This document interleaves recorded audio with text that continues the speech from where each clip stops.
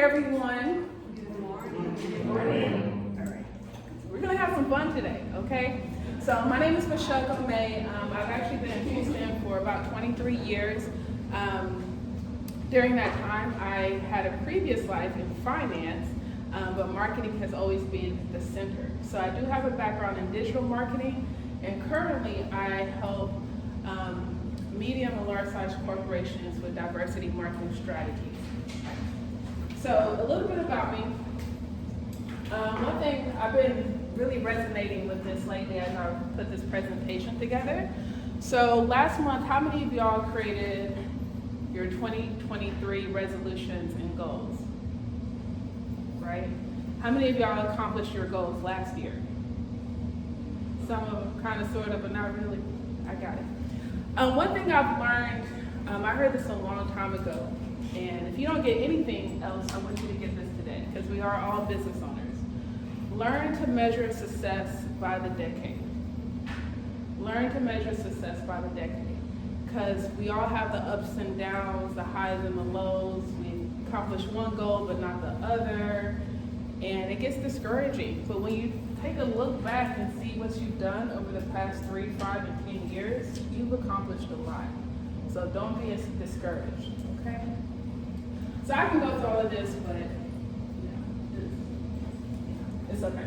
All right, so today we're gonna learn, the presentation's called the Marketing Corner.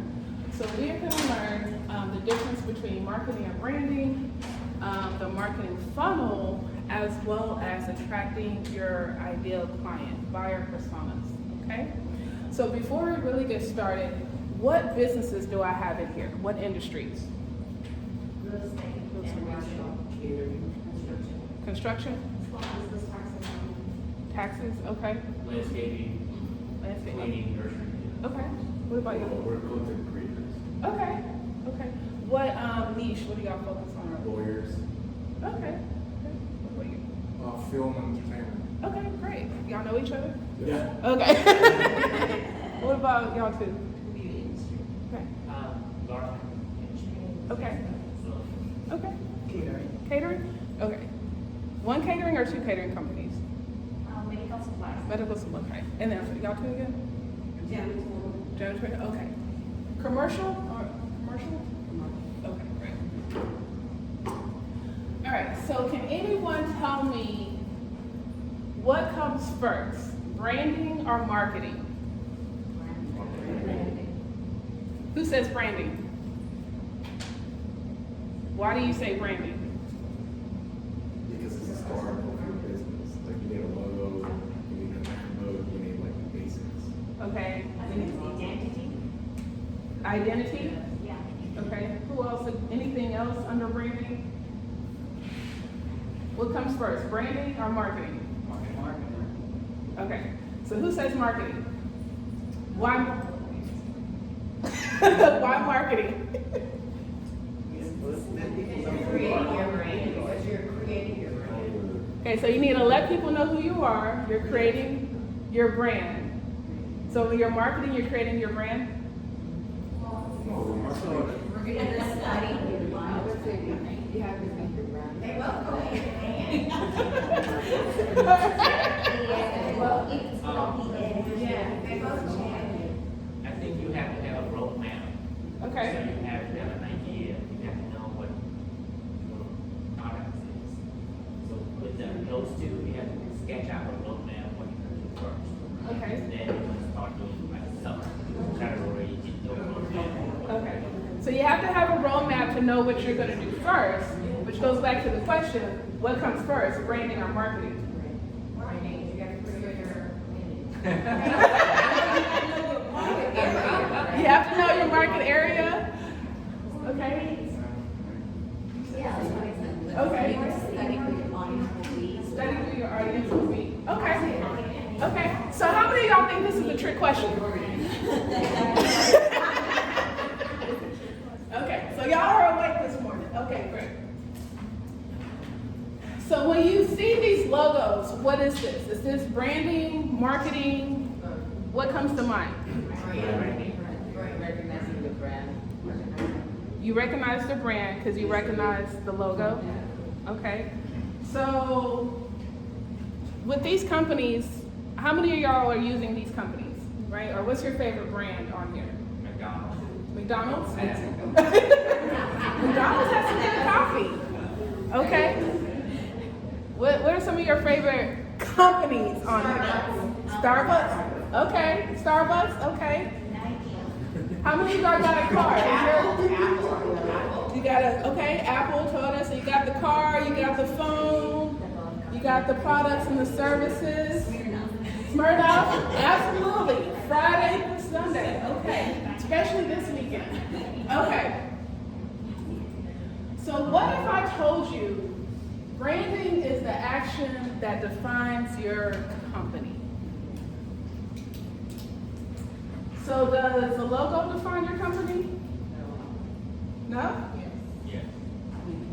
It, But if you got logo brand recognition, then it could. okay. All right. Y'all, do y'all still like me right now? I'm having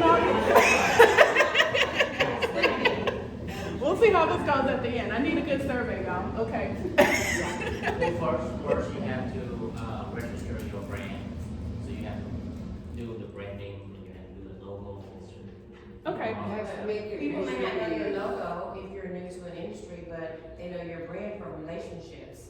So you are your brand. Right. Company brand, personal brand? Yeah. Okay. So I'm glad you brought that up. So just in case, I will use some things interchangeable, company brand and personal brand. Me personally, I do think there's a very thin line with that, especially with all of the content creation today. Okay, and then I may use product and service interchangeably as well. Okay, but we're all smart, so just, follow along accordingly. Okay, so branding is all about the action that defines your company, okay? And the marketing is how you communicate the value of your product or service. Do y'all see the difference there? Yeah, I have a question. Sure. Before I start typing on Yeah. this, will we be able to have a copy of the slide? Absolutely, yeah. Receive them? Yes. Yes, if Michelle gives us permission when we send out the survey, we can share the presentation. Okay. Perfect. Perfect. So, and then maybe y'all can catch my YouTube where I got the video, right? Okay. So marketing is all about how you communicate your value, right? So lots of times we're marketing without even branding, and sometimes it's interchangeable, right? So I just dropped my YouTube channel, right? So I'm communicating what I have. I'm communicating my YouTube as a product to you. Does that make sense? Mm-hmm. All right. So how many of y'all like spending money? Yeah. You spend money on advertising? Mm-hmm.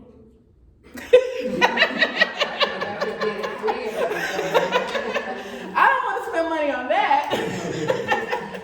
Right? But advertising, that's when you're paying to get people's attention, right? Mm-hmm. So think about the social media ads in magazine, the billboards, all the billboards we saw up and down I-10 or whatnot, right? That's when you're paying to get people's attention. So you're just paying for the marketing in a different form, right? Mm-hmm. And then PR, public relations, or publicity, is when it's earned attention. So maybe you have a good story, right? And you want to pitch this to ABC or Radio 1 or KRBE or something like that, right? Maybe you want to talk about how, I don't know, you just pull on those heartstrings, right? You have a good story.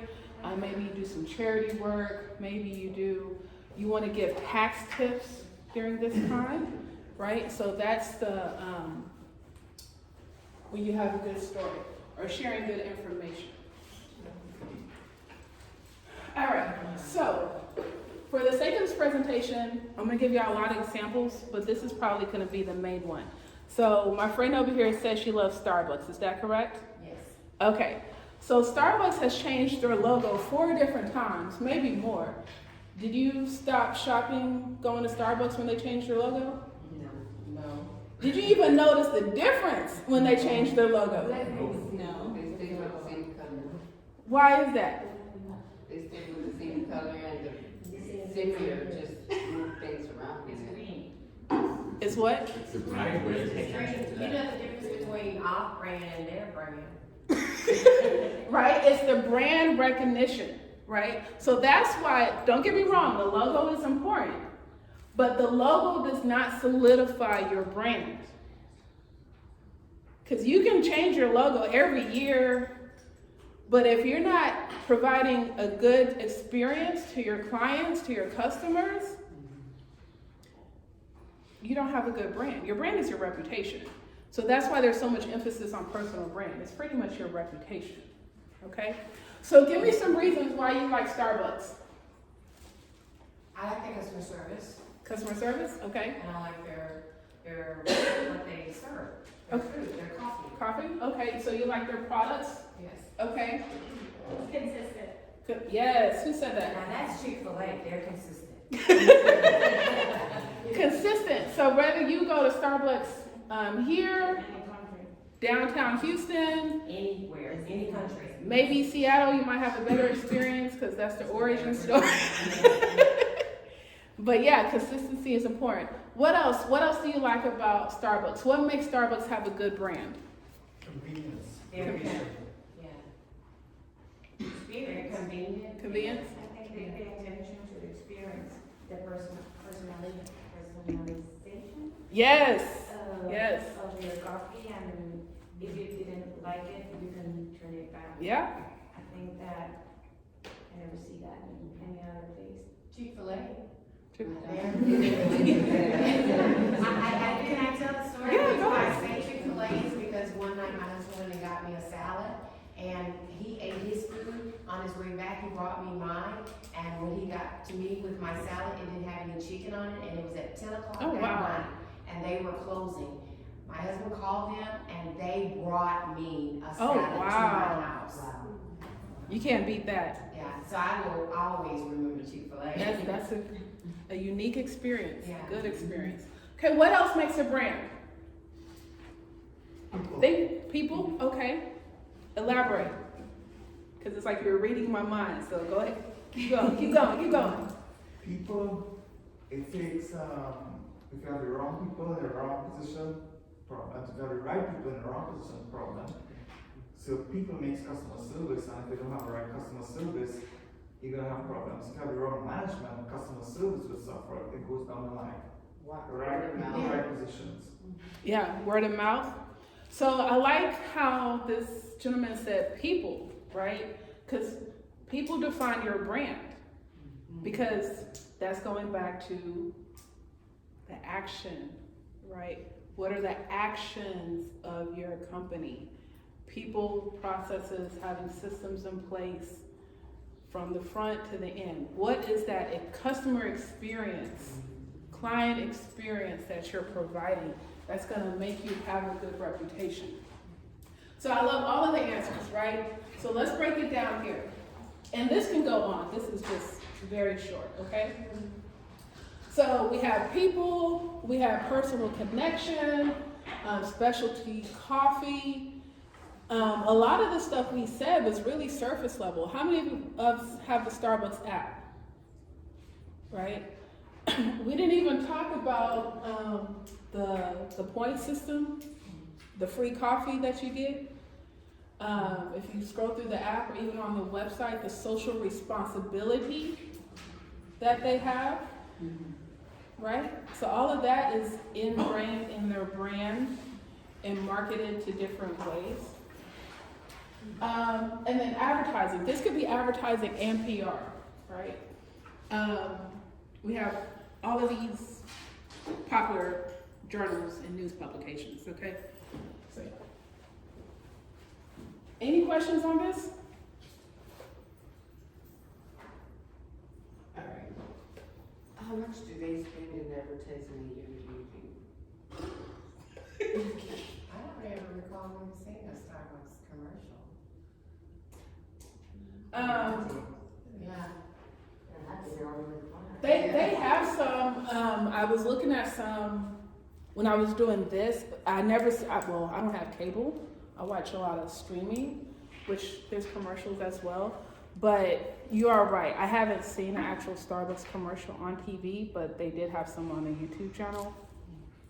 So that's the thing about advertising. Advertising could be so targeted, you can pick your locations, right? So, yeah. What I love about this, right? So this goes back into marketing and branding. So I have this thing called 7 Steps to Creating an Influential Personal Brand. And the first thing I say is, what is your core message, right? What do you want to be known for?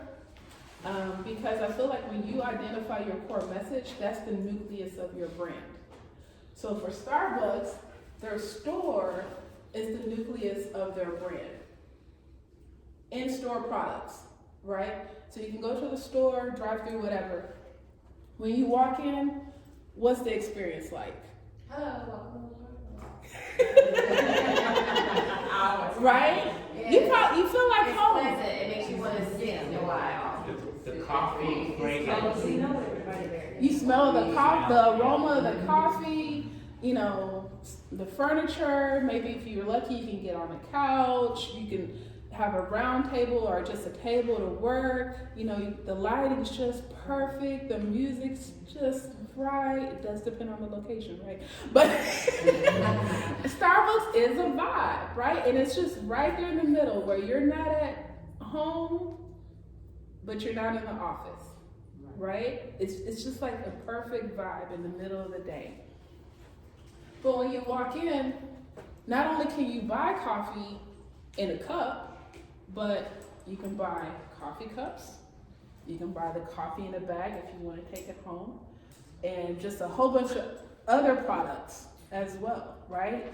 CDs, mints, granola bars, whatever's going to make you comfortable now or later is in that store. And all of that's ingrained with their brand. Logos, packaging, etc. Right? So I mentioned the app earlier. You can redeem points. That's just an extension. Because in order for you to use the app, you got to go to the store. Right? If you want to meet someone today, what's the first thing you're probably thinking? If you don't have an office, you're probably going to Starbucks. Because you know there's one in every corner. Right? And on this top, my right, they had, this campaign was in 2014, #HowWeMet, which I think is simply genius. Because once again, when you want to meet someone, let's go to Starbucks. And they turned that into a hashtag campaign. We're going to talk about marketing campaigns in a minute. Very simple, how we met, right? On the bottom, I'm pretty sure Starbucks and Amazon is probably the most popular gift card to mankind, right? This is the one time where $5 can go a long way. Right? That's built-in marketing as well. And what do you have to do? You have to go back to the store to use the card. Right? And then on the bottom, once again, think about their annual Christmas campaign. Right? It may not be a TV campaign, it may not be a video campaign, but you know in October, September, October, that pumpkin spice latte is coming back. Right? You know, in the fall, these red cups are going to be everywhere. Right? And you have, I don't know, a good 60 to 90 days. And that's just built-in branding. And what do you have to do? Go to the store. Come on now. All right. So I want you to take a moment to think about your brand. I know we're mentioning Starbucks and this is a global company, but think about those things that you can do, right? Because a lot of this stuff, you're like, well, I don't have the advertising budget of a Starbucks, Nike, Chase, whatever, right? But you do have a budget, even if it's $1, even if it's free, right? What is it going to take to create a unique experience for your clients? And I'm not talking about the bells and the whistles. I'm just being organized, right? Just being organized, knowing 24 to 48 hours after you do a catering job, a cleaning job, they're going to get a survey to fill out, right? maybe if you have a tax business, and someone's coming to you, I'm kind of jumping ahead, but what is that welcoming approach when someone calls your phone number off of Google or social media, right? How can you create a unique experience in your business? And then we're gonna, Or answer the phone. yeah. I mean, like every time I call someone, hello, are you asleep? Your voice kind of low. Are you in business today?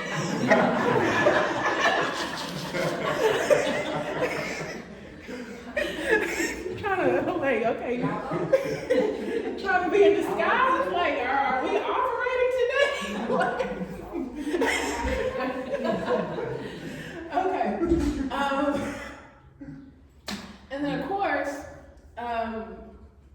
when you are creating this great brand experience, how can you take that feedback and market it? Use that content, right? I'm all about repurposing content, which I'll talk about next month.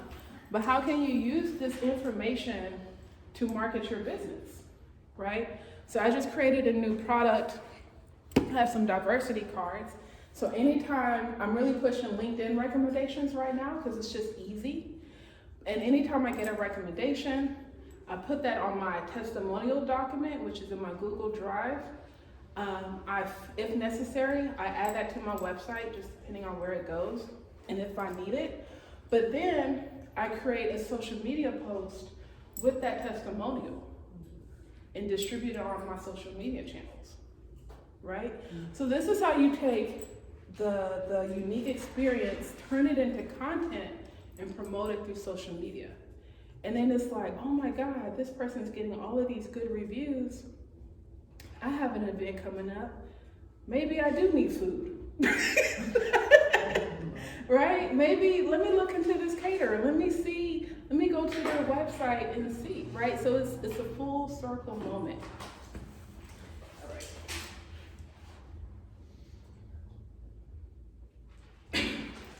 All right. So, you know what branding is? You know what marketing is? You know what we're gonna do. I hope everyone got a sheet. I have the marketing strategy. Did everyone get that? Okay. I'm not going in order. Just want to make sure you got it. All right. So now that we know what that is, the question is, who needs me? Do you know who your client is? Yes? No? All right. I need a volunteer. Who's your client? Yes. Small businesses who need accounting services. So any small business that is looking to release control of their accounting services and let us take it on so they can grow their business. Ooh, key word, release control. Okay. How long do they have to be in business? We do startups all the way to, well-established businesses. Okay. Is there a revenue cap? 5 million. Okay. And is there a cap on employees? 25 or less. There's no cap on education or anything like that. Those are our main caps. We have 4 main pillars of 4 main industries we work with. Yes, that was my next question. Go ahead. Our 4 main industries are nonprofits, real estate, construction, and healthcare. But we do have doctors we have lawyers, food industry. So those are just our 4 main pillars, but we have clients of all backgrounds. Perfect. What's your name? Emma? Emma. Some of y'all need Emma today. Y'all make sure y'all get her card. Okay. All right. So I want to talk about buyer personas, right? Lots of times we hear ideal client avatar. In this case, it's all kind of mean the same thing, right?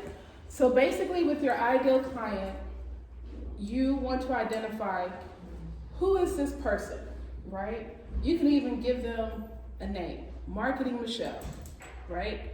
You know, they're all of the demographics, age, location, industry, how long they've been working in that industry, title, all of these things, right? And then you also want to know the psychographics. Where can you find this person? Where can you find this client? Where do they hang out at? socially and professionally, okay? What are they reading? This is important, because when you know what they're reading, that's gonna go back to you finding out if you need to do advertising, if you need to approach PR in your marketing strategy, okay? Now, the thing is, one thing I don't like, and I listen to a lot of marketing stuff, usually when we say ideal client, we only have one person. And I don't think that's true. And I think this is why buyer personas is important. Because you can have more than one market, more than one demographic, right? So, as Emma said, she has nonprofits, real estate, construction. And there's gonna be different personas in each one. Some industries may be women-led, right? Nonprofit, social services. Some may be male-dominated, construction. So that's gonna be two different avatars that you're serving, right? And the way you market, AKA communicate to them, is gonna be different, right? So that's why it's important to know your buyer personas. Let's see. Okay, how do they find us? Yeah, are they with the chamber? Where are your clients, right? What do they want to know and do? We're going to talk about that more with product market fit. Yes, purchase behavior. So where do they like to go shopping? Business or personal wise, right? Because once you study all of these things I have listed here, once you can identify and study those, that's when you know, like, ooh, I need to tap into that market. I belong there. When you know where your customers are, that's when you know that's where you belong, right? I like to speak. Maybe I should speak at the chamber, right? So now I'm in front of a new audience, okay? Maybe you're buying what I'm selling. Y'all buying what I'm selling today? All right. Okay. And then your preferred channel. This is really important when it comes to social media, if you decide to do any type of digital ads. Another thing, I know there's so much emphasis on social media ads, particularly Facebook and Instagram, but these streaming platforms are making it really easy to advertise. So I want to encourage you to look into that, and you can control the budget, right? So last year I ran some ads on Spotify for an event.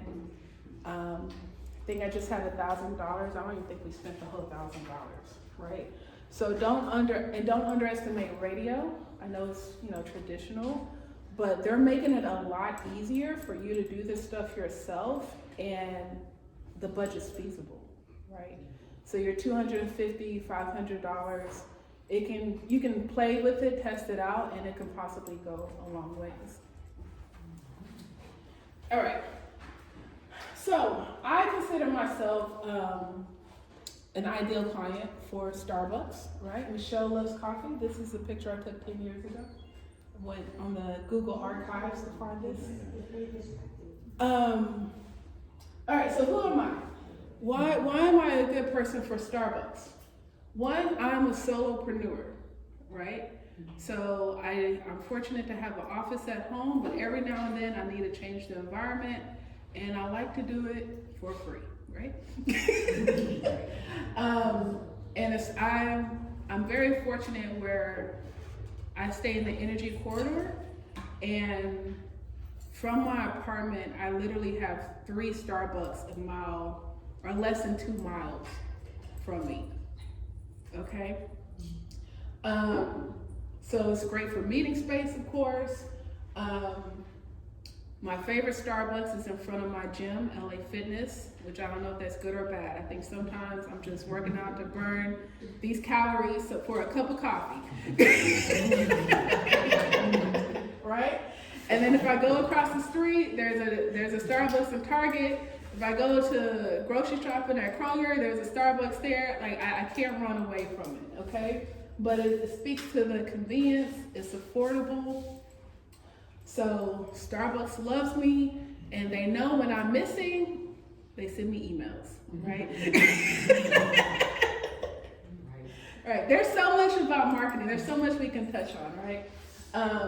But what does your ideal client look like? What does your buyer persona look like? Who needs you?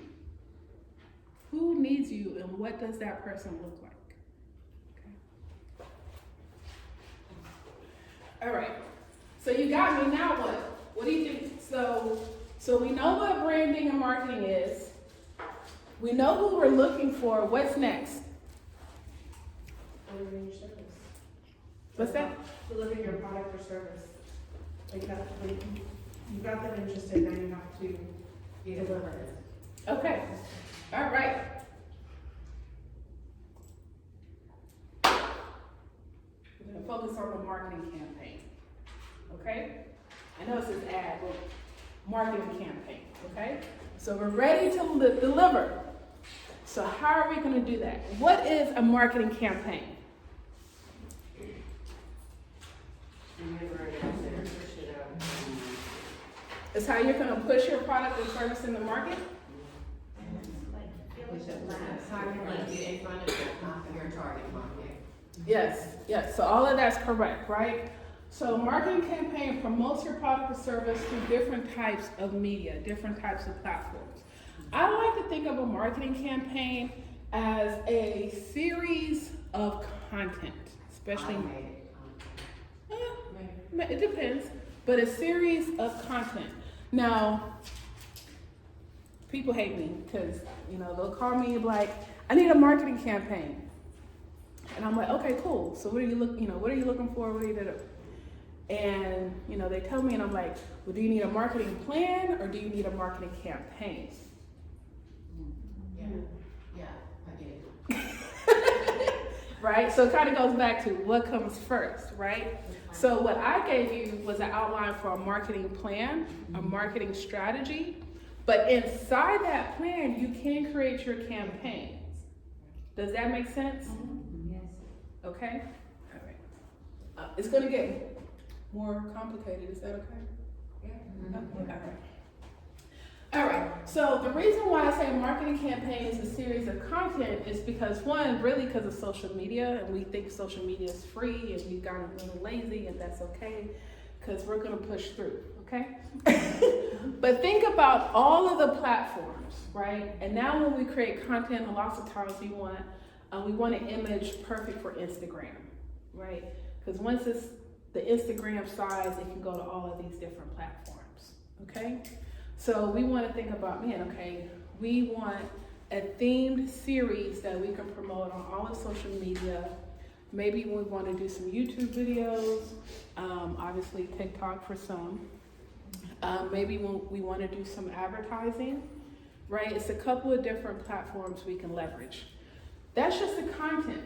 I'm just talking about the visuals, right? But then we can go back to, okay, do we want to do advertising? Do we want to buy an ad in the local paper, right?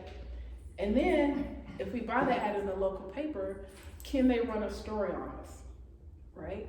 So even with this themed series of content, what's that good information, that PR story that you can pitch to media outlets? And got a question for you. How many times does it take someone to see your stuff before they buy? 7 times. Once. 3. Oh, you're that good? No. I need to take notes from you. Sometimes it's once, right? 7 used to be the old number. I think now they're saying 14. And it could be more, right? Because I have a weird question. yes. When we say that number, is it more for minorities? Because I know data shows that minorities, we have a hard time believing on product based on everything else. Do you know that? I don't know. I think that's an interesting question. It's the first time that I've heard the question like that. But I do think that's something worth exploring, especially for myself. But I think in general, it can take a lot of views just because so much is fighting for our attention, right? And I'm probably going to say this later. I do believe the higher the price, the longer the sales cycle, right? So think about it. Kind of going back to Starbucks. we'll just say the average coffee is probably $5, maybe $7.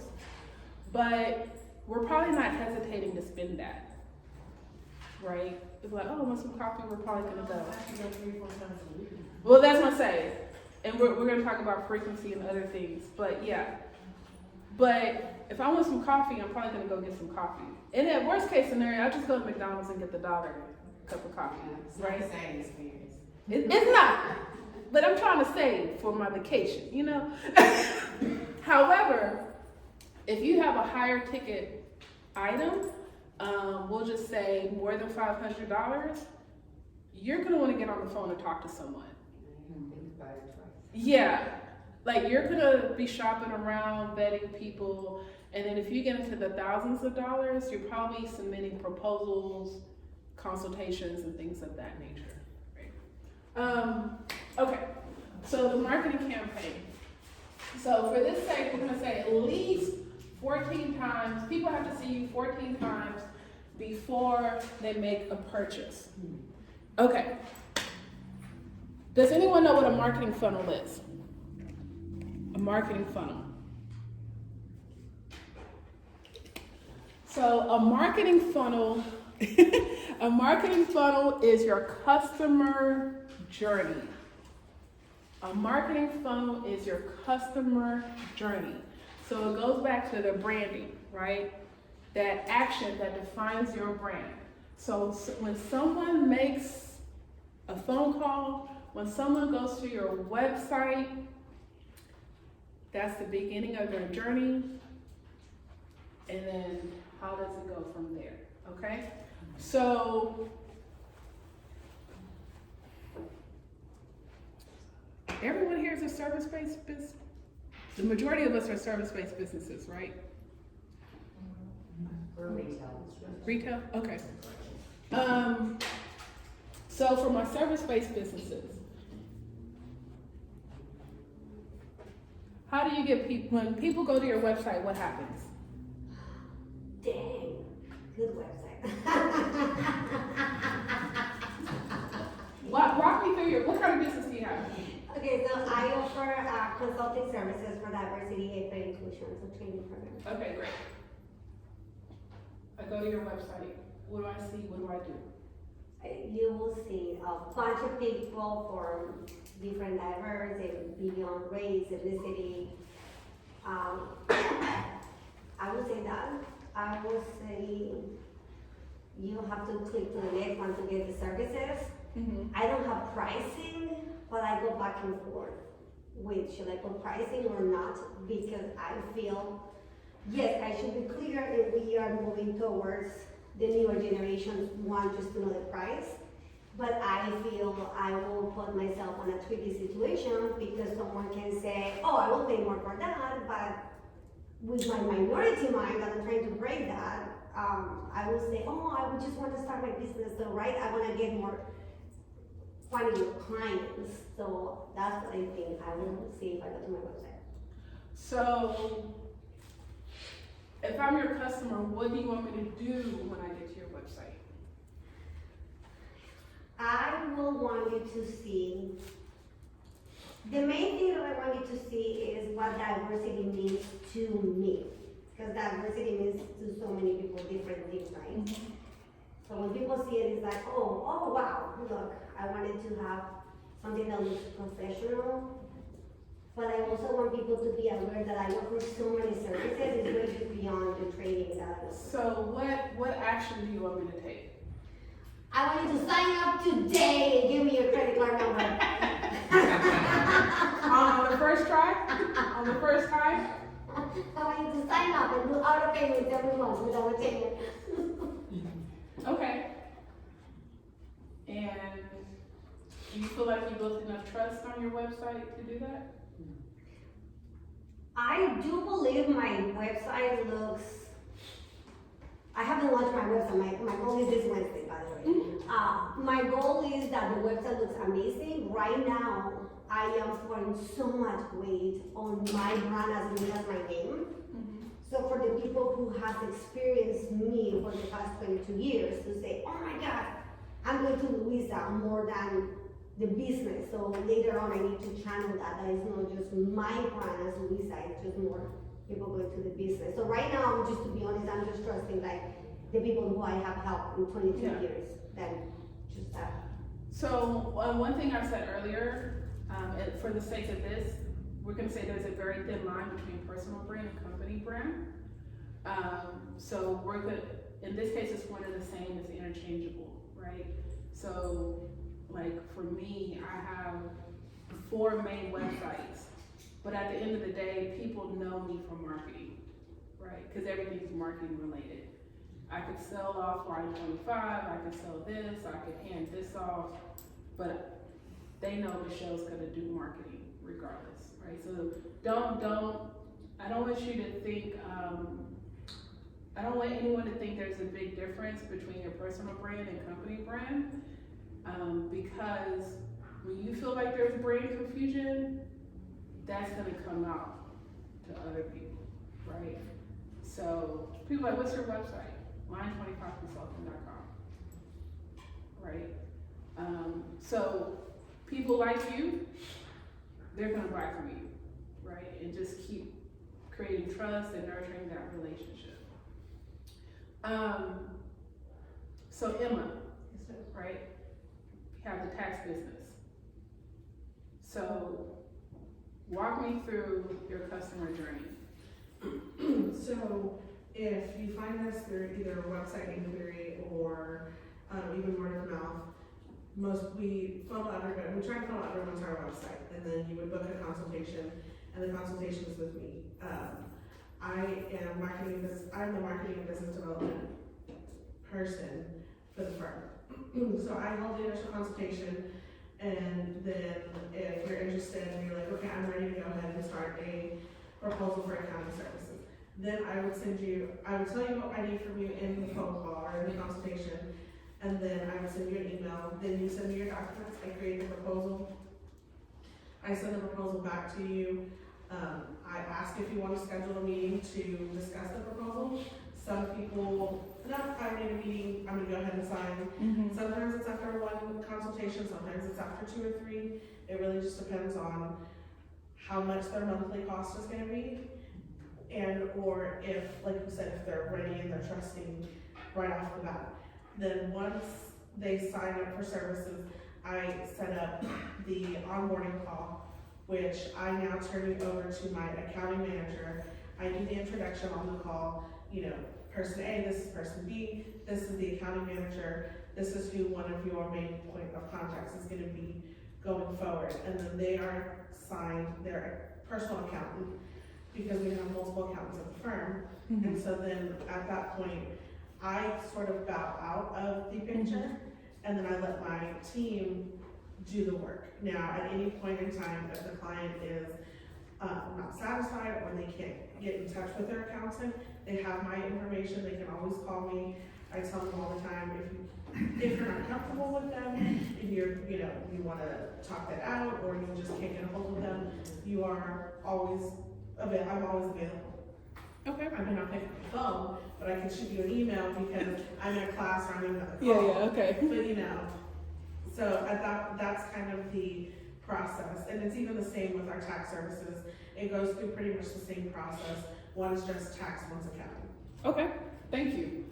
So, let's go from the top. Awareness. What is the awareness stage? What do y'all do for awareness? The lead generation, to bring people to your website, what are y'all doing? Right now, we're doing Google AdWords. We didn't get a whole lot of traction on that. And then really it's networking events and Facebook social media ads.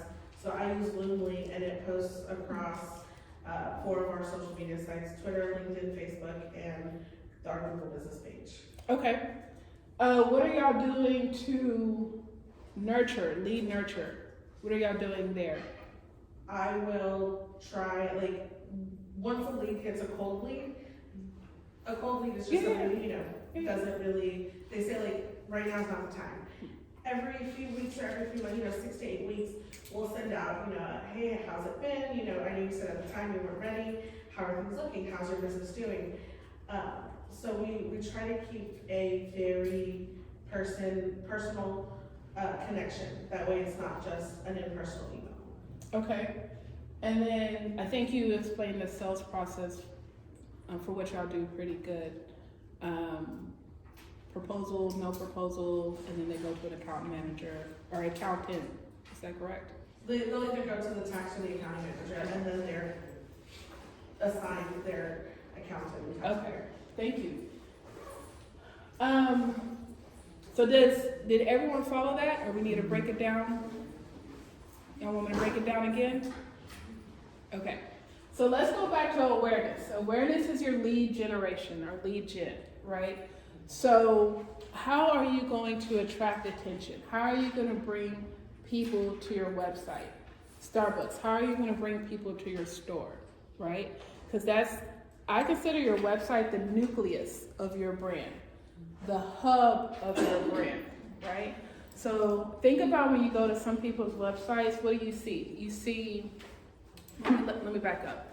So usually when you go to a website, maybe someone told you about something, right? They told you about this product, this service, this person. You saw it on social media, be it organic or paid. Something piqued your interest, you clicked on the link, right? Maybe you're seeing me speak, you attended a virtual event. There are so many things when it comes to awareness, right? Usually when you go to a website, especially for a service-based business, it says, download our free guide, get our free checklist, enter your email address, okay? If it's for a product business, it's probably gonna say, enter your email address and we're gonna give you 10% off your first purchase. That sound familiar? That's the thing about marketing, right? You're the marketer, the consumer, and then when you're the marketing consumer, you're like,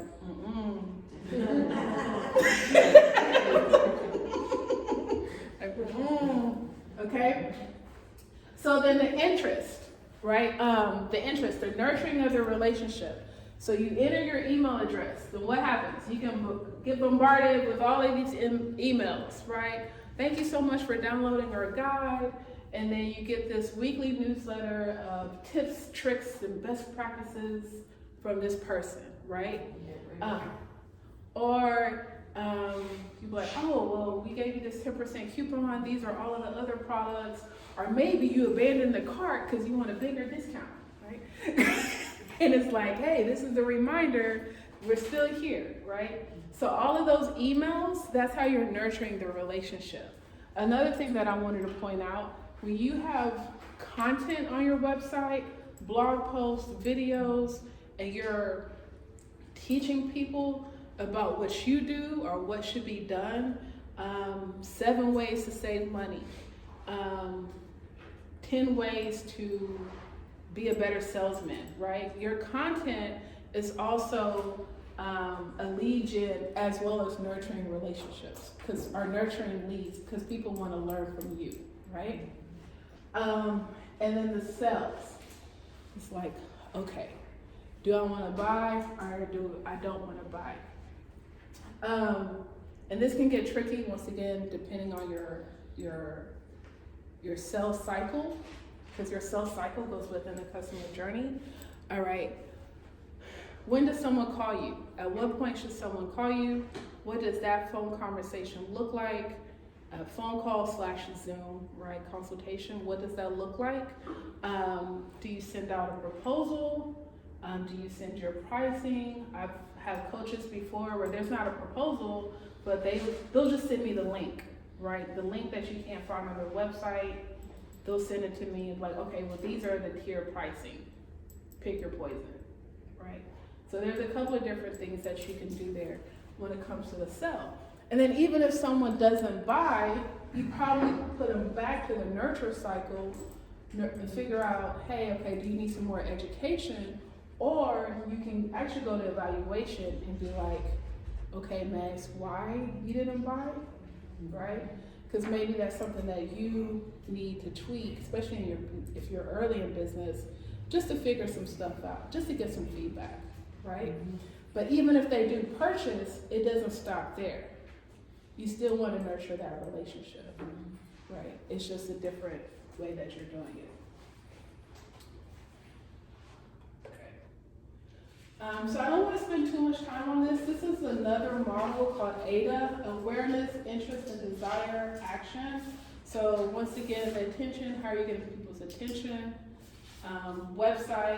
Social media, ads, free or paid. Are they interested? And if they are, do they have the desire to purchase from you? And then the action, what action are they gonna take? And of course, we want everyone to buy. All right, do y'all need a break? No. All right, great. All right, as I stated earlier, remember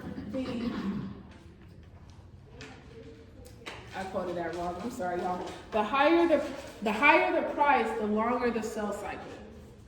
The higher the price, the longer the sales cycle, okay? So once again, you're probably not gonna hesitate. If someone says, oh, I have a book, it's $10.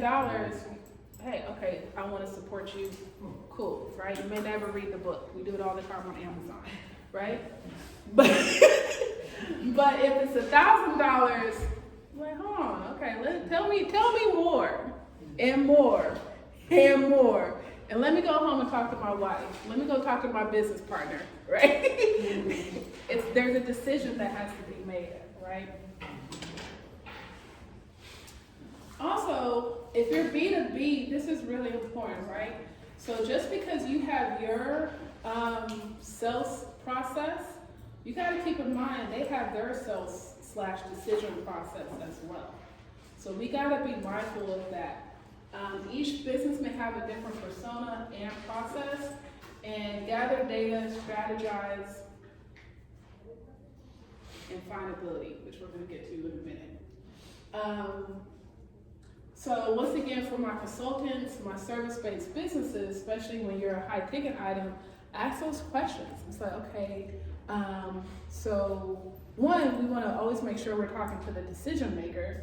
But then it's kind of like, okay, who else do I need to talk to? Or who else do you need to consult with? How long is that going to take? Right? And then I always use Google Calendar. I snooze emails, put reminders in order for me to follow up, because you still need to have your process for yourself. Okay? The fortune is in the follow-up. All right. So we have our marketing. We have our ideal client. We have our campaign, right? We have our marketing funnel. So what's next? Where do I belong? In a competitive, crowded world market, it's the well-positioned brands that stand out. So we've discussed why Starbucks stands out, right? And it's all about product market fit, right? So we have all of these, 3 pieces? We got our campaign. We know how we want to go into the world. We have an idea of how we want to go into the world. But where do we belong, right? I'm sure we've seen those memes. You want to be Walmart or you want to be Neiman Marcus? Right? Got champagne taste with the beer budget. Like, where do we belong, right? And a lot of us is like, every now and then I want to do Walmart work with the Neiman Marcus check, but unfortunately it doesn't work like that. You have a question? I have a question. Yes. And I'm being very, very real with this question, okay? So part of what I do is I have a platform where I support transgender kids. That is illegal in Texas. So where I go back and forth is, I have a very unique product that is a very unique society or community out there, but I have so many challenges. Should I just go to California, Denver, or should I stay here because it's so unique on what I do, then I can have that community. So and this is very genuine. I just go so much back and forth with that. So I don't think I'm gonna have a good answer for you, just because I think there's political tape behind that, and I'm not well versed. So I don't know, the uphill battle we have to face. And I don't know if the laws will change in your favor in a matter of 1, 2, 3, 4, 5 years. But I do want to say, who are you? Is this a nonprofit? So I have 3 different businesses, but the 3 of them interconnect. And they are not, they are profit business. Oh, okay. So with the transgender children, okay, who are you marketing to? The parents. The parent, and what services are you providing? So it will be a platform that helps you to find healthcare providers, to help you to find clothing, binders, everything that comes with that, and a keynote speaker, which I have been a keynote speaker, who will promote, so the goal will be for companies to. So if I'm the parent of a transgender child, I can find a healthcare provider, I can find a therapist, I can find clothing that works. When you have a transgender kid, they don't fit on regular clothes anyway, all of these things. And the speaker, but for example, in California, in Denver, everybody's like, oh yes, we want you back. I like Texas, and I see that also there is the challenges here where parents really don't know. So offering those services for those parents. So the parents will pay you? The parents will go and pay for the services, and companies who support that community will pay for my services speaking at these events. So this is a perfect example of product market fit in the sense that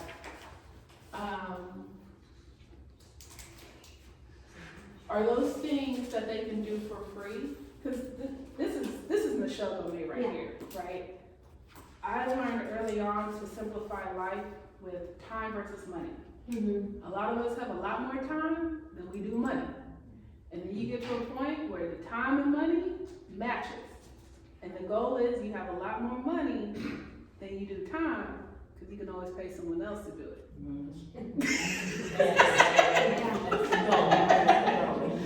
Right? So, with that being said,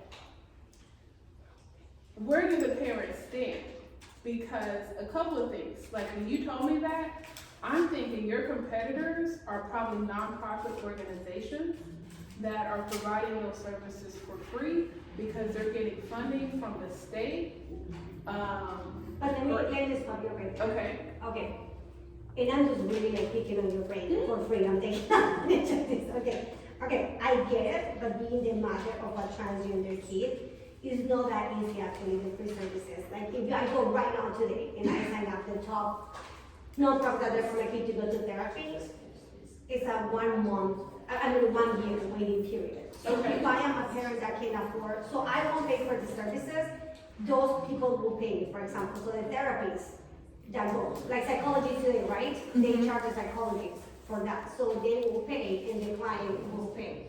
So it's to have that platform there, so it takes so much, but that's where I am. So in California, Denver is easier to get those services because of the community, but here is more difficult. So here for me can be, I get more clients because it's harder, or do I go to those states where I can get more quantity of clients?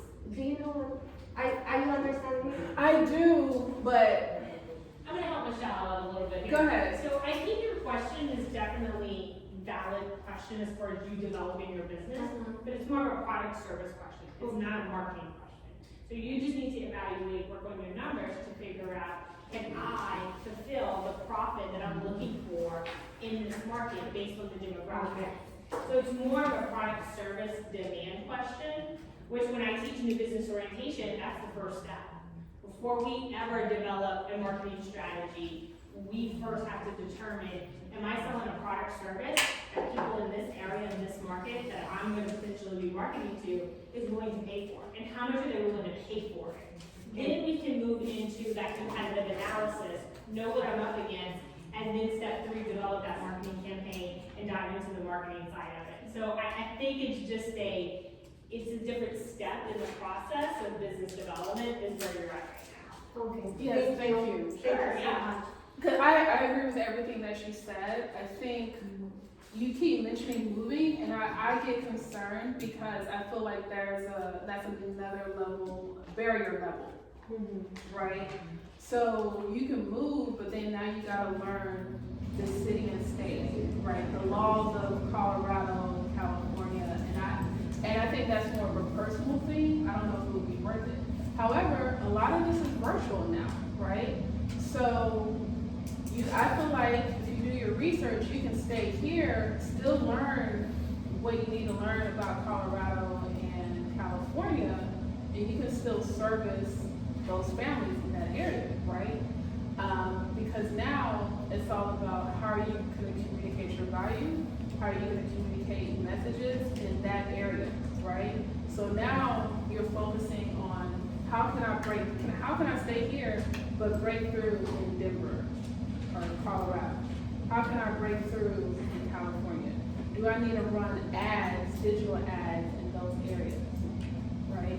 So I feel like there's just an extra layer of research, not just market research, like standard of living, just, business, your overall capacity for you to move. But I also think families, how are you gonna target these families, right? So this is a tricky thing. Anytime you're dealing with, I'll say just kids in general, you're marketing to two different groups. So let's be respectful, everyone. Let's keep the conversations down. So anytime you have a product for children, you're marketing to different groups, right? Because you want to get the appeal of the children, but it's going to be the parents that are paying for it, right? So you have to be convincing on both ends for that teenager to be like, hey, I need this. And then the child is like, let me look into this, and I think it's worth the cost. And I think there's just a lot of education you have to provide on your website, just content, video, in general, because that's a different customer journey, right? I think when we get into, this might be TMI, but I think when you get into sexuality and gender, that's just another learning curve that parents have to go through, right? So how are you going to ease their situation, right? And then how are you going to deliver these resources? Because at the end of the day, you're saving them time.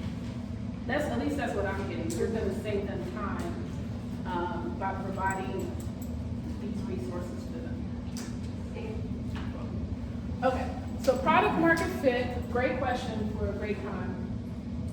Product market fit means being in a good market with a product that can satisfy the market. All right, so what does that mean? Here are some tips. A lot of businesses are birthed because there was a problem, right? I was listening to a podcast the other day, Noah Kagan's podcast. He interviewed the creator of Waze, the GPS map, and he just got tired of sitting in traffic, and there was accidents that were happening that he didn't know about even when he was using GPS, so he created a better GPS system, right? So the problem was traffic, the solution was Waze, a better GPS system, right? So when you identify the problem, how are you gonna create a solution, right? What does that look like? More importantly, am I the only one that has this problem? Right? So you gotta ask yourself, who else has this problem, because that's where your market is, right? And is the problem so big, they're gonna be willing to pay? Are they gonna be willing to put their money behind it? Whether it's $10, $100, or $1,000, right? So of course, gonna do some market research, gonna do some testing. The testing could be beta groups, focus groups, surveys. And then you want to understand the frequency and value. I think we talked about Starbucks earlier, right? Where we kind of said, well, it's a $5 cup of coffee. There's no hesitation, right? We'll just go pay for it. But yeah, if you go 3, 4, 5, 7 times a week, we'll say that's $35 a week times 4 was $140. We'll just say $150. That's a lot of money. Times 12, You know, that's the cell phone bill, electricity bill. You know, that's a couple of different things, right? So it does add up. So when you think about your product or service, what is the frequency that people are going to use, right? Lots of times, going back to Emma, we're going to say the tax company, right? Lots of times we think about taxes, oh, just like literally right now, it's tax season, right? But if we're a business, every day is tax season, okay? Every month is tax season. You gotta make sure those books are good. You're probably gonna pay your quarterly taxes, annual taxes. So there's things you gotta be more mindful. What is the frequency of your product or service? Okay? And then, can you create a minimum viable product, right? Can you create a minimum viable service? What does that look like? Now, pricing's tricky. I'm not gonna get into that, but have you ever had something that's like, oh, well, it's $100. Well, okay, cool. Well, oh, that was quick. Maybe it need to be $125, right? Maybe it need to be $150, right? So you got to find where you fit in when you're creating this product or service, okay? And then once again, what are those things that are going to stand out? What are those core features and benefits that's really going to appeal to people so they can get behind you and buy your product or service? So for example, when I created it's a DEI facilitation deck, right? Be inclusive. So I had a soft launch from October to December. So if you bought the cards, I think I had one deck was $100 or two decks for $149, right? So I had people buy them. Some of those people I did a virtual focus group. I did an in-person focus group that allowed me to get some photos, some videos. A lot of people were giving me feedback. I was taking that feedback. It gave me the language. It gave me the content I needed on my website, because I'm having this focus group in front of my target audience, and I need my website to speak to my target audience, right? I know some things, but I only know so much, right?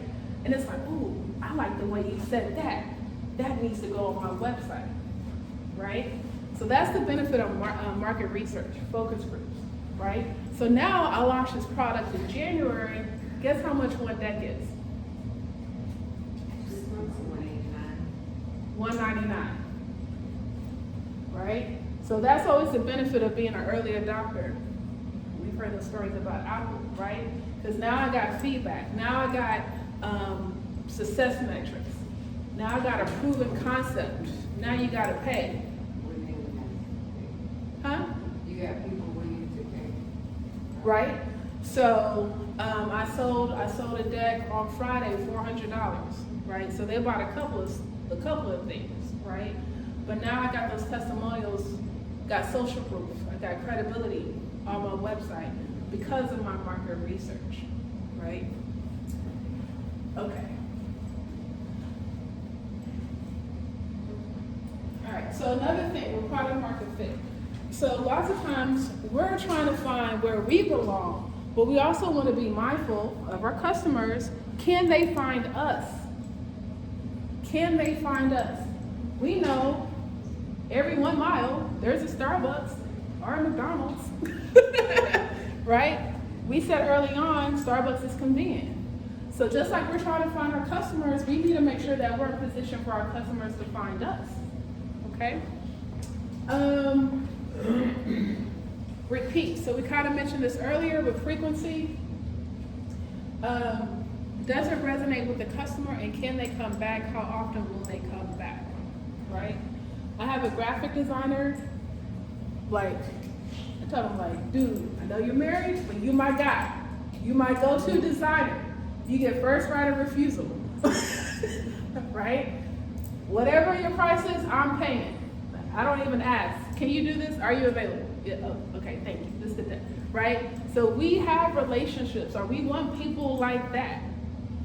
That anytime I have an event, I'm going to get catering service, right? Anytime I need to go shopping or something, I'm going here and there, right? So I think that kind of goes back to the loyalty app, or if you go to get your nails done, you get a loyalty card, they punch it, you know, go there so many times, right? How often are your customers coming back to you? Now, we have any real estate agents? I think we, right? Now, real estate's different, all right? Your customer only come back to you probably once every 5 to 10 years. But, huh? Yes, that's what I was gonna say. Yes, yes. But how often are they sending referrals your way, right? You gotta stay in front of them to have them to remember you, because they can easily forget you. Exactly, exactly. And the agent can forget you, right? So one of my good friends is Michael G. Davis from Brooks and Davis Real Estate. Every year they have a Christmas party, not just for the employees, but for everyone. So if you bought or sold a house with them, if you referred them, you're going to the Christmas party, right? So it goes back to creating a good experience. All right, and then scalability. How can you leverage your product or service? Who can you collaborate with? Maybe you need to collaborate with another influencer or content creator because you want to get in front of a new audience, right? That's why I'm here today. So I don't being Katie. It's a new opportunity for me to get in front of new people, right? So how can you get in front of new people so you can grow your business? All right, so which product stands out?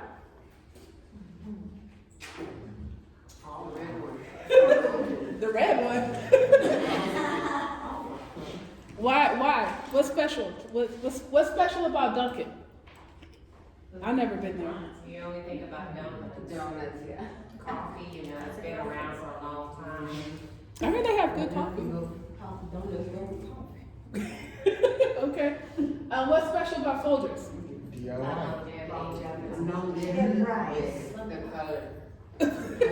Yes.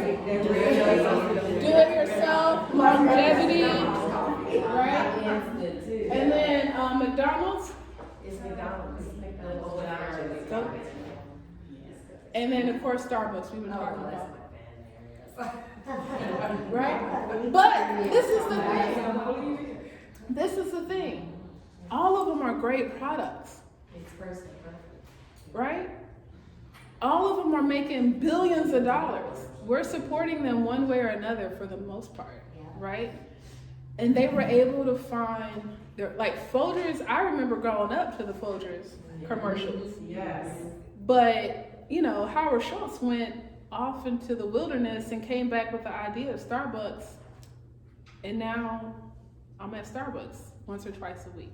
Right? So there's room for everybody. And then I turn around and I buy H-E-B coffee when I'm at home. Right? So there's room for everybody. So don't be discouraged. You just gotta find the right But I think they get different feelings. Huh? Different feelings. Because for me, for example, Folgers is the reality of my life. I have to make myself coffee at home. Starbucks is my reward. Yeah. And so it's so different, the feelings, and McDonald's. It's quick. Not joining everybody who I see have a McDonald's, but I'm like super against. Oh, look, I do corporate America. Even that Starbucks is the same thing. But in my mind, it starts, oh, you're cute, you save the turtles. And then look at McDonald's, oh, you, me, corporate America, obesity, blah, blah, blah. So they all give you a different image, just for showing your corporate responsibility. Yeah, no, it's very good, very good, very good. It goes back to some of the points you mentioned earlier. So what else? Y'all ready for one more section, the last section? Oh, y'all are into this.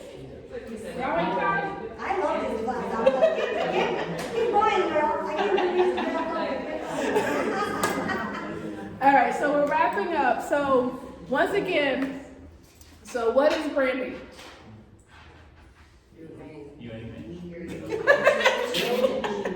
Yes, your image, right? It's the actions you take to identify your company, right? And what is marketing?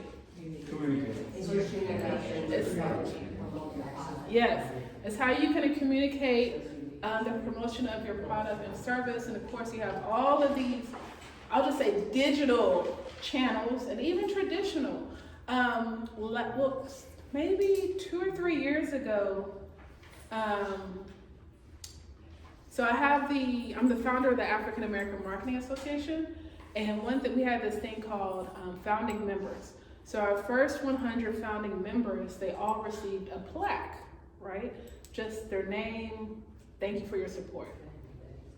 That's a traditional product, right? A gift. But send it out to 100 people, what happens? You go online, everyone wants to do an open box video. Thing went viral. Who is the African American Marketing Association? How'd you get that plaque? Share, repost, right? Traditional gift, digital marketing. So there's room for both, right? I live in an apartment, I still get door hangers, flyers, you know. So depending on your business, there's room for both. Just gotta figure out what works for you, okay? Buyer persona, right? Who is your ideal client? You can have more than one ideal client, especially if you're working in different niches, right? And then the last thing, product market fit. Where do you belong? Who needs you? You gotta find them, and then they gotta find you, right? You wanna stay top of mind with people. And we're gonna talk about that next month. I'll be here, is it March 7th? Yes. Okay. We're gonna talk about content marketing. How many of y'all write blog posts? Y'all ain't writing blog posts? We do what? You're writing blogs. Oh, I hire a lady. Okay, same difference. Okay. How many of y'all want a podcast? I'm gonna start my own. Okay.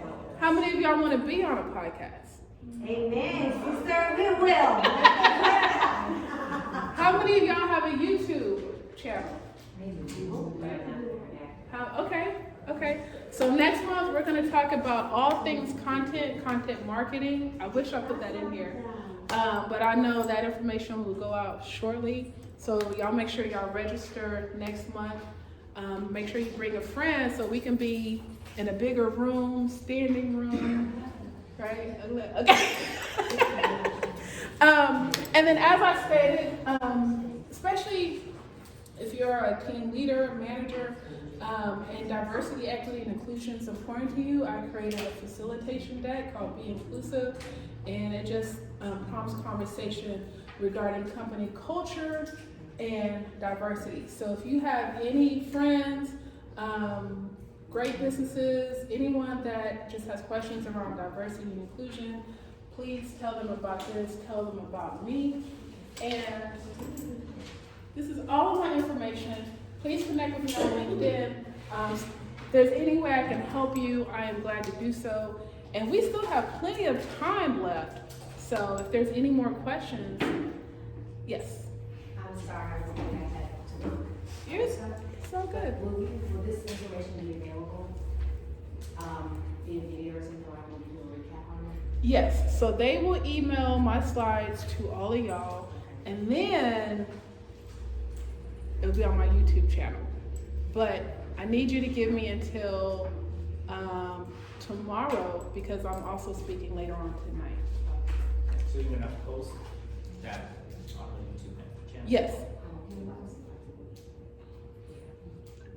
Yeah, my first and last name. If you don't see this face, report it as fraud.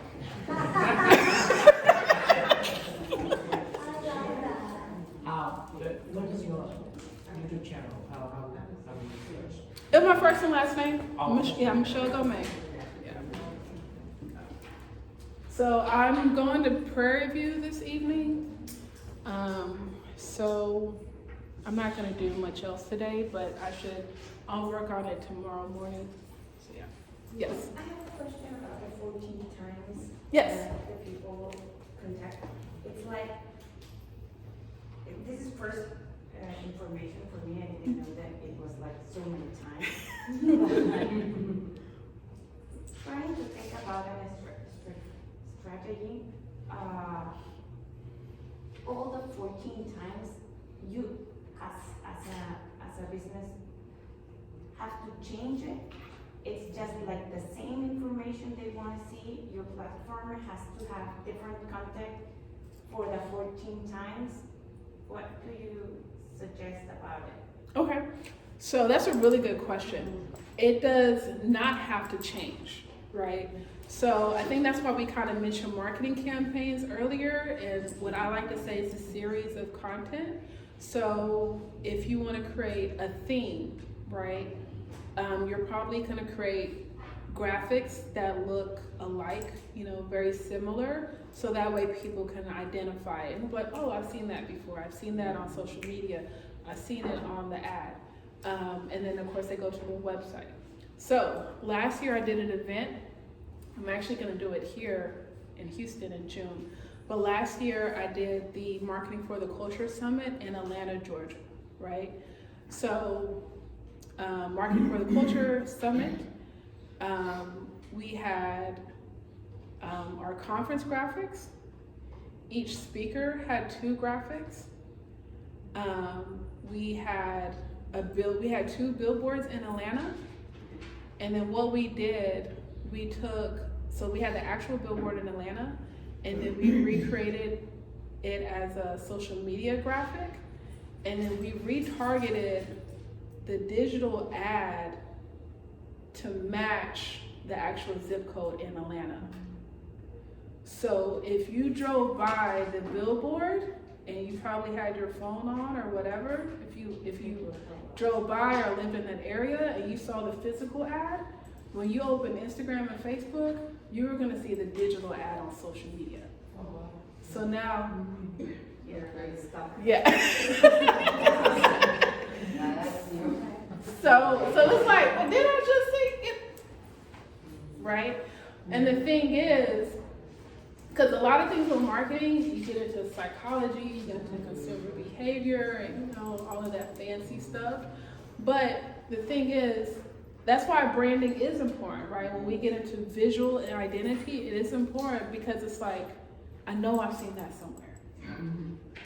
Right? And it just reminds you of it. Yeah. So visual identity is important, but there's other things, right? I know I've seen that before. I know I've seen or heard that name, that company name So before. that's why consistency is so important. Yeah. Bottom line is if you brainwash the customer. Yes. Bottom line, so you just keep shuffle the same thing, Yeah. That goes and back repeat the same thing over and over again until Yeah. you brainwash them. And then just keep in mind, a campaign it's only for a set amount of time, right? So it could be a couple of weeks, a couple of months, and you'd have different things going on. But in short, that's the general idea, right? And then of course, if you have content, best practices is to create new content every week. That could be a blog post, that could be a video. If you're only doing social media posts, maybe you need to post once a day, every day, right? Or at least 5 times a week. So you just want to do different things to stay top of mind. So it's like, yes, I want her. I want to buy from her. I have another Okay. Go ahead. I read some days ago that Pinterest is a platform that is growing up. So what do you think about it? Do you recommend it to start it advertising over there, or what social platform is the best that works for you? What's your business again? Medical supplies. Medical supplies? Yeah. Okay. So, For persons, not persons and business, but I'm in charge of persons. okay. So one, I am not well versed in Pinterest, so I can't advise you on that, right? But I can say, going back to product market fit, there's something for everyone. You just gotta see if it makes sense for you, right?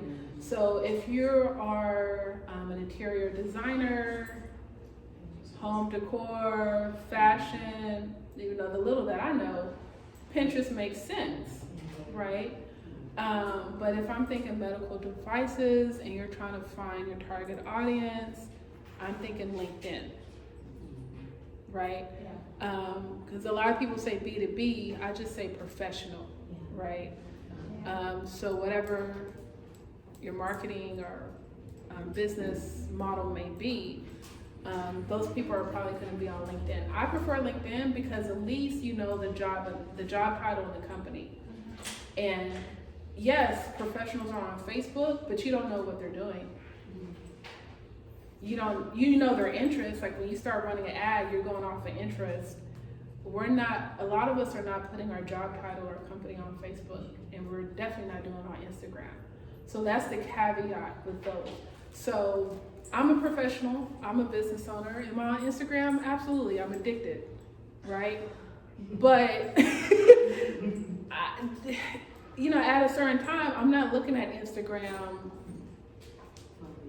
for business. I'm like, what are my friends? Let me send this foolishness to my best friend. That's what I'm doing on Instagram. But on LinkedIn, I'm like, ooh. It's like a different mode. Yes, yeah. So people are on these platforms, but the psychology on how they're operating may shift. Of course, you do have hashtags on Instagram, but let me get to this. Yes. Oh, I'm sorry. Yes, you please. So I do PR for a living, and I just kind of want to put a little twist to what you said. So LinkedIn has a target audience of only professionals. So you miss, whenever I deal with I do for government and healthcare, I always look at my hand and I do a multi-pronged approach because you miss the meat that's actually on other social media. Even though you're on there for fun, just to relax, you also see that ad that comes through. You're like, Oh yeah. my friend can use this. So you have to actually do a multi-pronged approach. You don't want to just limit yourself to just LinkedIn because you miss a whole market out there. And also, Instagram has a broader reach because everyone sees those reels.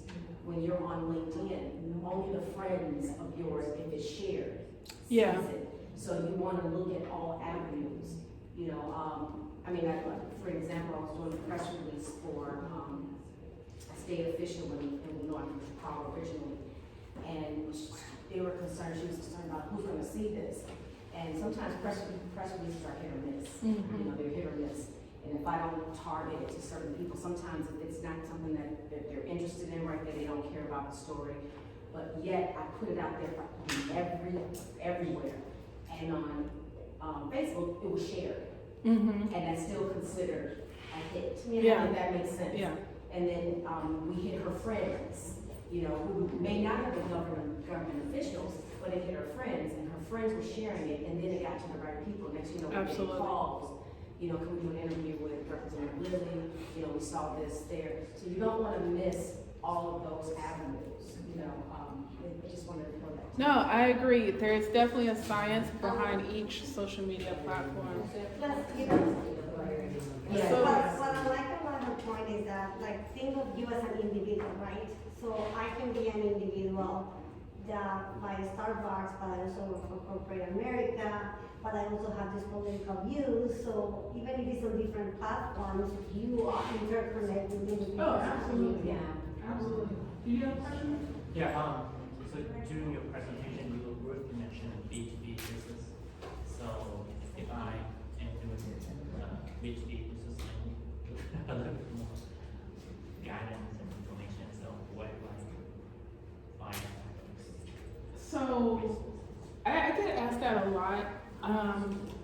I do think the same elements apply if you have B2B, because what happens is when we say B2B, we're thinking about the whole organization. But at the end of the day, you're probably communicating with one or two people from that company, right? So you got to have conversations with them and figure out, some of the problems, challenges that they're having. What solutions do they need? Do you have the solution for them? How quickly can you deliver? So I think we have to take it B2B from macro to micro, because at the end of the day, we're all people. Now, it may be a longer sales cycle, right? Once again, depending on the price point. But I think there's still value in some of the things that were mentioned. You just gotta figure out what's a good fit for you and where at. So you think that like first, like you can call to the organization or send an email or send a snail mail? So You said you have clothing? Yeah, Clothing? What kind of clothing? t-shirt. And you're selling to businesses? Yes, I want to sell it to wholesale. So Oh, my wholesale. targets consumers with wholesale, not retail. Yeah, yeah. So what's my first step to approach them? I mean, like through the What- communication. What makes, channel. so I have an association. Are you saying if I have an event or something, I should get my t-shirts made from you? Or you wanna sell me the white t-shirt and then I do the screen printing? Yes, I sell running t-shirts to those wholesale and the wholesale has channel Okay. their products Okay. to the retailers. It's like mid-sized boutique owners, or like, you're trying to get into like big box? I'm thinking mid-size. Are you trying to go to like mid-size, like locally owned? So like that boutique owner has a buyer persona, they're a person, so some of them are women, most of them, there's a description of who that person is. Like Michelle said, even though it's a business, it's still a person. Where does that person get their information? They go to market. Well, most of them buy at market. So if I'm trying to reach small or mid-sized retail, they go to market to shop. That's where they shop at. So you need to be at market. So yeah, it's just kind of going back to who that person is and actually making the buying decision and how do they consume their information. Cause I know there's a whole bunch of places on Harwin, right? If you go on Harwin from Gessner to Fondren, there's a whole bunch of places, right? So it's like, okay, do you wanna do door to door? Do you wanna do, if you look into the post office, they have some interesting marketing strategies and tactics if you need to focus on zip codes. And then you can do door hangers or some type of mailer, I should say. But yeah, you're gonna have to figure out who that middleman is and how you can reach them. I know I've ordered products before and then now I get a magazine or the product catalog on a quarterly basis.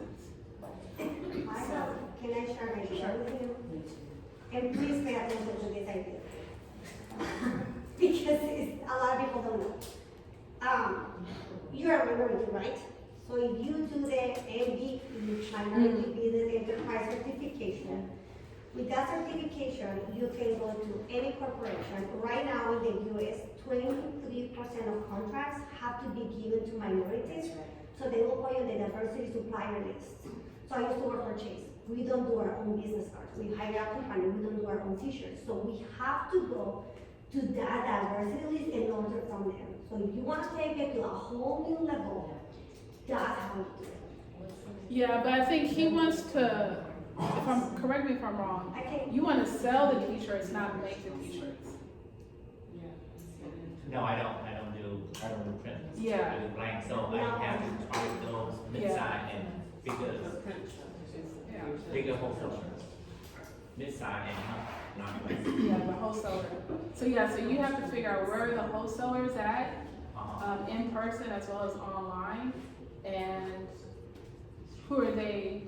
So you gotta figure out where the wholesalers are, where are they going to, and then you go where they're going to, and then undercut it, possibly because of your price or right? Because if you go where the wholesalers are, you're now another wholesaler, right? So which is good, but then you gotta keep going, right? So it kind of goes back to findability. So you gotta find people, people gotta find you.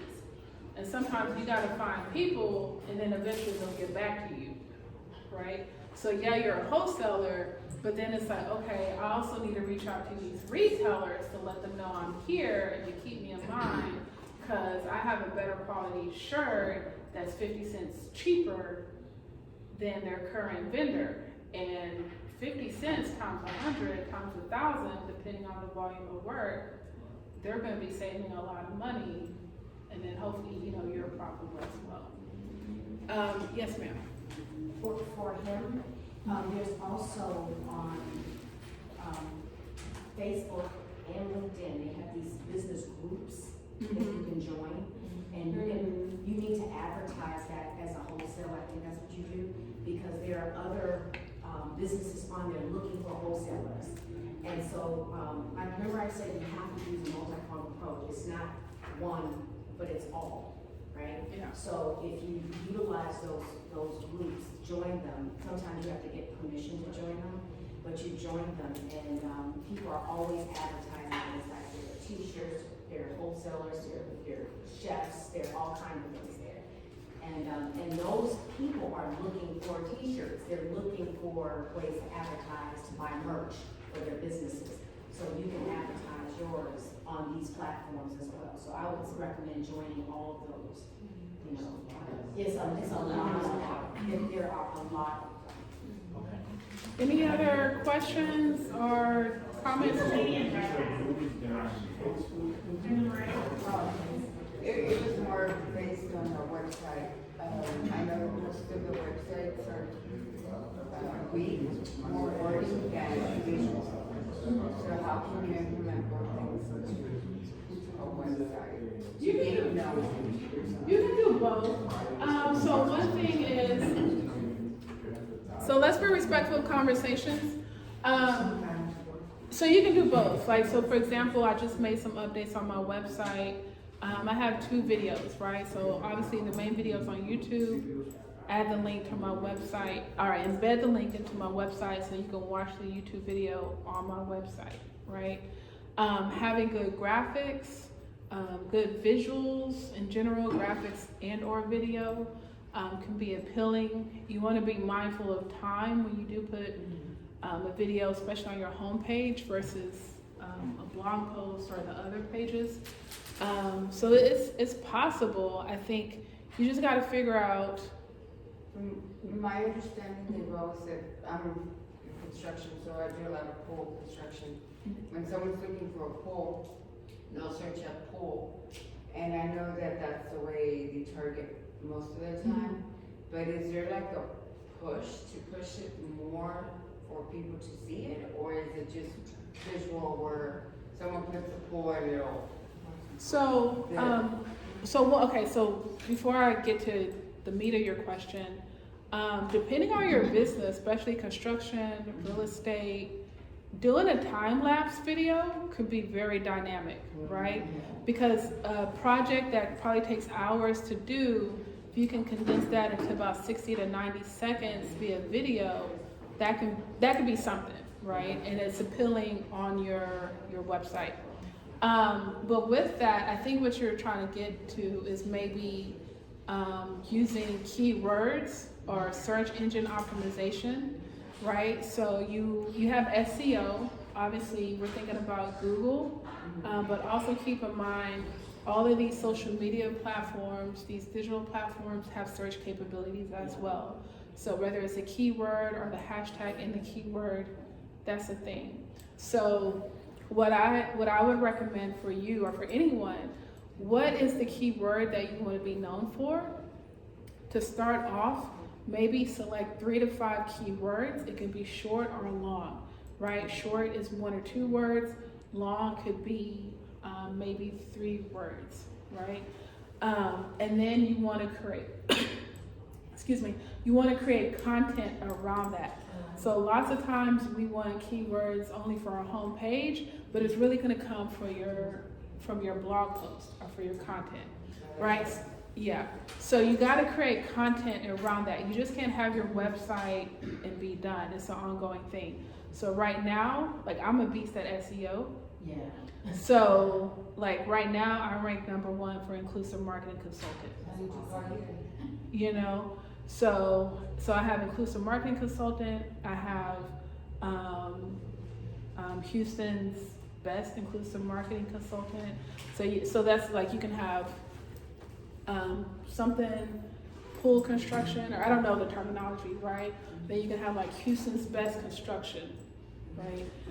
So you can do local, you can do big, but like SEO is a whole other thing. I'll be more than glad to come back or maybe touch on a little bit next month in the content. But there's a lot of stuff, and once again, it's not something you can just do and be done. Like, I update my website religiously, right? So there's And companies out there that actually do that. yeah, there are. Get on your hands. Yeah. Yeah. There's a lot of SEO agencies that can do that. But yeah, I'll talk about it next month. Come back next month. Yeah, I was going to ask you about the blog posts. Are you going to start using like all the AI platforms that are out there to like start writing your own posts? Does that work? I think it does. So the question is, will I use AI to write my blog posts? So I need to correct myself because I just lied to you. I'm sorry. No. So in the past I used market views because it like gamifies content and SEO, and I did that when I was working. But I have used ChatGPT recently. Now, what I will say, it helped me trigger ideas, right? And sometimes the language and the tone was just better than what I could come up with. But for me to just copy and paste everything over to my website, absolutely not. I think the biggest thing, especially depending on your business, we still have to put that emotional connection in our content, be it an in-person video or we're reading. And there's certain things that AI is not going to do. Okay. Right. Yeah, because I'm not going to say I'm the best in that area, but I have conversations, I listen to podcasts, I use it, and there's just things that are missing there. It's not there yet, but It will never be there. okay. And I say that because, well, never is really harsh.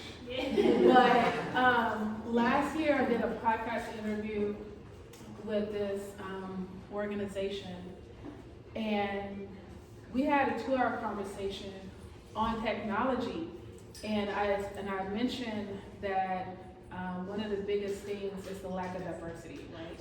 So we tend to default to diversity in corporate America, but we need diversity in all these industries, healthcare, tech, AI, right? And the thing is, you gotta have diverse individuals working on AI, and then you have to have diverse individuals participating in focus groups in AI, right? So, because how are you going to correct yourself?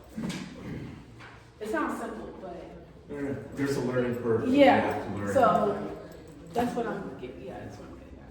But no, it's a beast. I go to a lot of conferences, marketing conferences, and there's a lot of marketing technology that's AI infused, and it's like, wow, y'all do this? But and I have friends that are copywriters, and you know, they tell me stuff, and it's like, yeah, that emotional connection, like I'm not gonna lie, COVID made me lazy. Like, I used to go to all kinds of networking events, and now I'm like 5 o'clock, like, look, for me to leave the house at 5, I'm going to see my little nephew. Like, it's just different, right? But it feels good to be in person. It feels good to be in person, and I don't think we're ever going to lose sight of that. Speaking to the emotional connection that we need when it comes to marketing and growing a business. Are you gonna teach about, some kind of seminar about registering on SAM and doing the WBBE process? Because SAM is actually hard. It's not as easy as they say it is. So we actually have a pre-recorded webinar on our website that goes over how to register for SAM.com. Yes, so if you go to sbdc.uh.edu, under training, we have webinars, we have over 300 pre-recorded eliminated courses.